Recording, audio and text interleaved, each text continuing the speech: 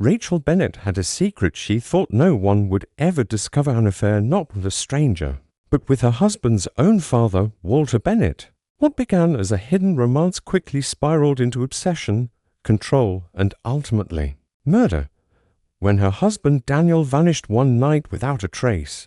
The truth that surfaced stunned an entire town. This is the chilling true crime story of a family destroyed from within, where betrayal came not from enemies but from those closest to home. Rachel Bennett was the kind of woman who seemed to have it all.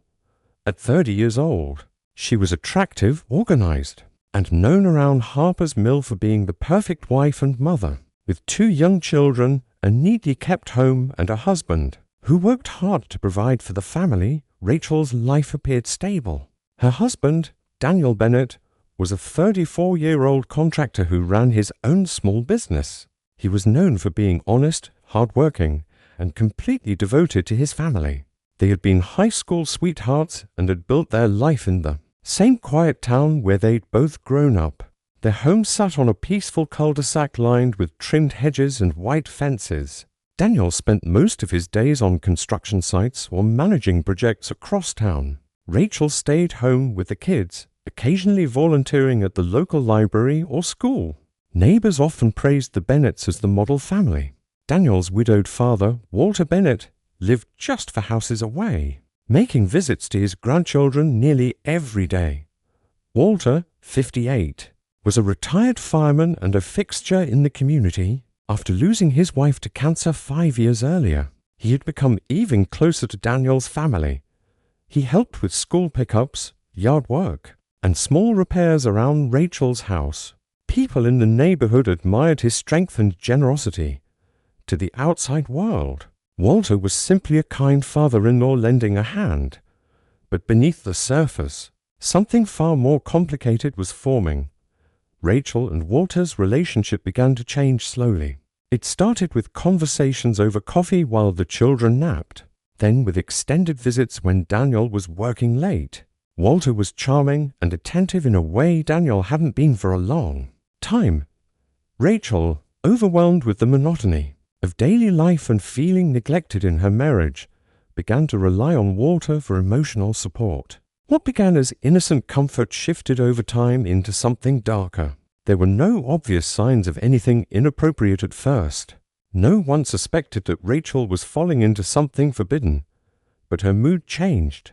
She became more distracted, distant. Friends noticed she no longer talked about her marriage with the same lightness. Daniel, always focused on his work, barely registered the shift. He trusted his wife. He trusted his father. Rachel began to justify the growing bond to herself. She told herself it was just attention, nothing serious. But Walter wasn't passive. He fed her compliments, showed her affection, and reminded her how special she was. It didn't take long before boundaries were crossed. A quiet glance turned into a lingering touch, then into something physical. Their affair was born not out of passion, but secrecy and unmet needs. What made it even more dangerous was how well they hid it. They kept their interactions casual in public, never straying from routine. Rachel played the devoted wife. Walter played the supportive father. But behind closed doors, they were building a secret that would soon spiral far beyond their control. What they thought they could manage would become the very thing that destroyed everything they knew. The affair between Rachel and Walter Bennett escalated quickly. Once the initial line had been crossed, what began as private moments of affection turned into planned encounters, stolen during the day when the house was empty or at night when the children were asleep. They used caution at first, disguising their calls, using encrypted messaging apps, and making sure no one saw them alone too long. The secrecy only added fuel to their obsession. Each meeting brought more risk and with it, more excitement. Rachel started changing her habits. She wore makeup more often, kept her phone close at all times, and became increasingly secretive with Daniel. She spent longer hours at the grocery store, took late-night walks she never used to enjoy, and made excuses to visit Walter's house when Daniel was away. Walter, once the doting grandfather and friendly neighbor, now found himself consumed by the relationship. He stopped attending community events, avoided phone calls from friends, and spent most of his time waiting for the next message or visit from Rachel. Despite the thrill, their affair began to affect both of them emotionally. Rachel, torn between guilt and desire, often questioned what she was doing. She knew it was wrong. She was betraying her husband and risking her family's future. But every time she tried to stop, Walter would draw her back in with reminders of their connection. He told her Daniel didn't appreciate her, that she deserved more, that their relationship was something special. Slowly, Rachel started to believe him. Walter had his own motivations. He was lonely, grieving, and had grown dependent on the attention Rachel gave him. She made him feel wanted again, something he hadn't felt since his wife died. Over time, he began imagining a life with her in his mind. They weren't sneaking around anymore, they were a couple waiting for the right moment to come clean. But Rachel didn't share that vision. She never planned to leave Daniel. As flawed as her marriage felt, it was her stability. Walter was an escape, not a future. The tension between them grew. Walter became more possessive, constantly asking when Rachel would tell Daniel. He accused her of using him, of being afraid. To make a choice, Rachel tried to ease his concerns, promising that she just needed more time. But inside, she was growing desperate. She knew she couldn't keep this going forever. And worse, she feared that Walter might expose everything if she ended it. Her behavior at home became erratic. She snapped at Daniel more often than started, locking herself in the bathroom for long stretches. Daniel, puzzled but exhausted from work, didn't press her for answers, but his suspicions were beginning to stir. He noticed Walter dropping by less casually and more cautiously. He caught Rachel deleting texts. He felt the distance growing, though he couldn't quite place the cause. Rachel was caught between two collapsing worlds. On one side was her family and the life she'd built. On the other was a dangerous relationship that had gone too far. She thought she could control it, manage the lies, and eventually let it fade. But what she didn't realize was that Walter had no intention of letting her go. Rachel's double life was becoming increasingly difficult to maintain. The affair, once thrilling and secretive, had started to unravel. Walter was no longer content with short meetings and hidden messages. He began pushing Rachel to make a decision, either leave Daniel or end their relationship completely. Rachel stalled, afraid of the consequences either choice might bring. Ending things with Walter risked exposure. Leaving Daniel meant destroying her family and hurting her children. She was trapped, and the pressure was suffocating. Walter's demeanor shifted. He was no longer the comforting presence she had turned to in moments of loneliness. He grew agitated, demanding and jealous. He questioned her constantly, checked in obsessively, and even began showing up unannounced at places she never expected. What once felt like affection now felt like surveillance. Rachel started to fear him, realizing that his obsession ran deeper than she'd ever anticipated. Meanwhile, Daniel had grown uneasy. He noticed the changes in Rachel, her emotional distance, the hushed phone calls, and the forced explanations. He began to quietly observe, piecing together what little he could. One afternoon, while fixing a leak in the hallway, he accidentally discovered a second phone hidden behind the bathroom cabinet. It was turned off, but he recognized the charger and the case. It wasn't one Rachel had ever used publicly. He didn't confront her immediately. Instead, he took the phone to a tech-savvy friend who helped recover some of the deleted data. What he found shattered him. Dozens of messages between Rachel and Walter, romantic, explicit, and time-stamped during times he was out working or with the kids. Daniel couldn't process what he was seeing. His wife, the woman he had loved since they were teenagers, had been involved with his own father. Daniel's anger simmered in silence. He didn't know who to confront first or what he should do. He felt betrayed, not just by Rachel, but by Walter, the man who had raised him, helped build his business, and cared for his children. The betrayal ran deep. Still, Daniel said nothing. He needed to be sure to know how far it had gone and whether it was still happening. He started watching them closely. He took different routes home, left work early, and monitored Rachel's movements. One evening, he followed her car as she left the house under the pretense of running errands. She drove to the edge of town and parked behind an old storage facility. Walter's truck was already there. Daniel sat in his car, unable to move, staring at the two people who had turned his life into a lie. The following day, he confronted neither of them. Instead, he began documenting everything. He backed up messages, took photos, and wrote down timelines. He had no plan yet, but he was building a case. Rachel noticed a shift in him. He was quieter, colder. Walter grew increasingly paranoid, sensing something had changed. Rachel felt the walls closing in. She was afraid of Daniel finding out, but even more afraid of what Walter might do if he tried to end things. She began considering ways to escape the situation completely, unaware that a storm was already brewing, one that none of them would survive untouched. Rachel's anxiety grew with each passing day. Walter had become volatile, no longer content with hiding, no longer patient. He began making threats, subtle at first, but increasingly direct. He told Rachel he would reveal everything to Daniel if she didn't leave her husband. He hinted at ruining her life, taking the kids away from her, and exposing their affair publicly.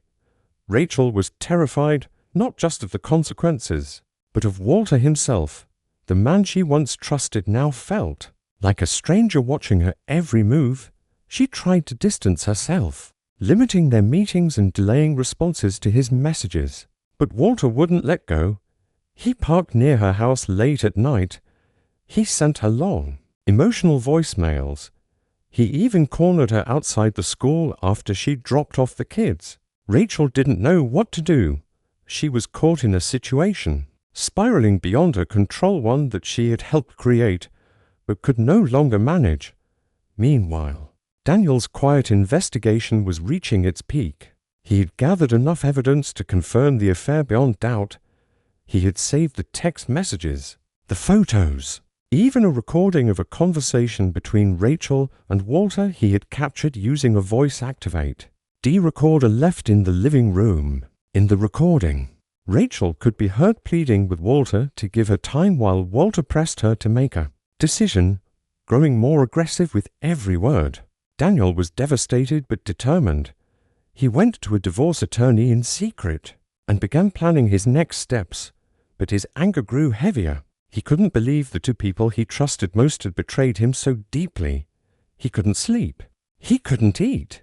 Every time he looked at his children, he thought of the destruction that was about to hit their lives. He knew confronting Rachel could turn explosive and that confronting Walter might be even worse. Then, one night, Daniel didn't come home. Rachel called his phone. No answer. She texted. Nothing at first. She thought he might have found out and left. But then hours passed. Morning arrived. Daniel's truck was still gone. His phone remained off. Rachel began to panic, not just with guilt, but with genuine fear. She drove to Walter's house, her mind racing. When she arrived, the front door was unlocked. The lights were off. She walked inside calling his name, but there was no response. The house was quiet to quiet. Then she noticed muddy boot prints leading from the back door toward the garage. Inside the garage, the air smelled of gasoline and metal. And there, slumped behind a workbench, was Walter, covered in blood, motionless. Beside him was Daniel's lifeless body wrapped in a stained tarp. A hammer lay on the floor, its handle splattered red. The scene was horrifying. Walter had snapped. Rachel fell to her knees, her screams echoing through the quiet neighborhood. A neighbor, hearing the commotion, called 911. Police arrived minutes later. They found Rachel sobbing beside the bodies, unable to speak, her hands shaking uncontrollably. The investigation revealed what had happened. Daniel had confronted Walter the night before, and in a violent outburst, Walter had killed his own son. Whether it was premeditated or spontaneous remained unclear, but the damage was irreversible. One man dead, another ruined, and Rachel's secret exposed in blood and betrayal. The courtroom was heavy with silence on the day Rachel Bennett stood trial. Though she hadn't committed the murder herself, the web of deceit she helped weave had ultimately led to the death of her husband, Daniel. The community of Harper's Mill was stunned.